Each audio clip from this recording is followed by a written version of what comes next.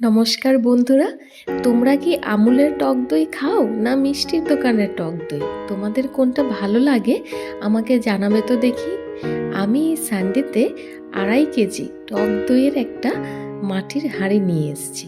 সত্যি বলছি বন্ধুরা, দইটা জাস্ট নেক্সট লেভেলের, এত থিক আর ক্রিমি। ভাবলাম এটা দিয়ে একটা নিউ ডিশ বানাই, তোমরা দেখতে থাকো, ভালো লাগবে।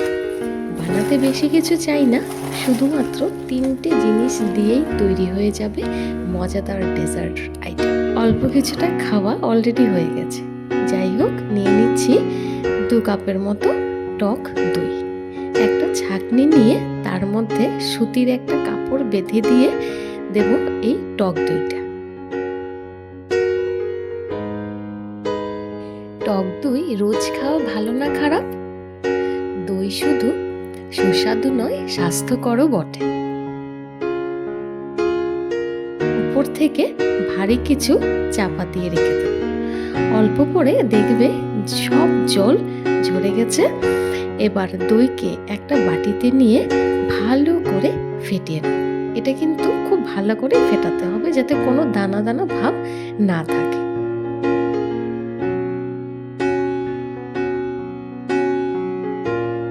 খাদ্য তালিকায় এই উপাদানটি নিয়মিত রাখলে বেশ কিছু স্বাস্থ্যগত সুবিধা পেতে পারো। ওজন কমানোর হোক বা রোগমুক্ত জীবন কাটানোর প্রসঙ্গ হোক, পাতে টক দই থাকতেই হবে। রোজ টক দই খাওয়া স্বাস্থ্যের জন্য ভীষণ উপকারী। আর মাঝে মাঝে এটা দিয়ে এরকম একটা ডেজার্টও বানিয়ে নিতে পারো।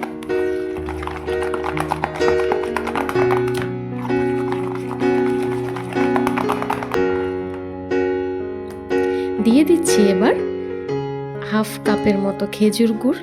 এই খেজুর গুড় এই শীতে খুব ইজিলি আপনারা পেয়ে যাবেন মার্কেটে।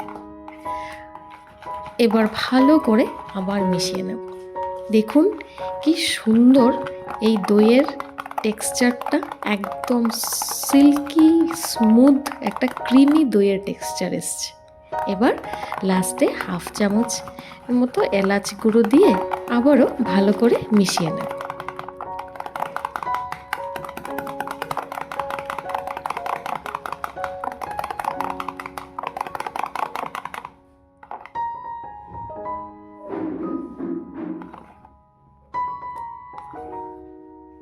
দেখো বন্ধুরা, কি সুন্দর স্মুথ আর সিল্কি হয়েছে। এখন একটা টিফিন বক্সে অল্প ঘি মাখিয়ে এই দইয়ের ব্যাটারটা দিয়ে দেব।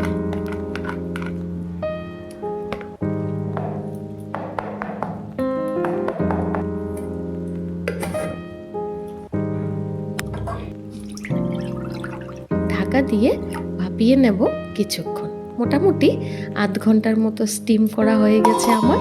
1/2 ঘন্টা পর সুন্দর ভাপানো হয়ে গেছে, নামিয়ে নেব আর অল্প ঠান্ডা করে নেব।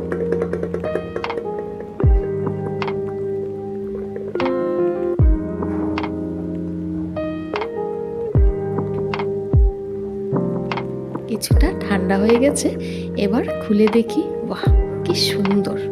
সাবধানে বার করে নেব আর অল্প সাজিয়ে সার্ভ করতে পারেন, না হলেও উপর থেকে এমনিতেই সার্ভ করতে পারেন। আমি তো এমনিতেই সার্ভ করেছি, খেয়েছি। তোমরা চাইলে 1 ঘন্টা ফ্রিজে রেখে চিল করেও খেতে পারো। উপর থেকে অল্প পিস্তা বাদাম, তারপর আলমন্ড বাদাম, কেসার এগুলো ছড়িয়ে সুন্দর করে সাজিয়ে তোমরা সার্ভ করতে পারো।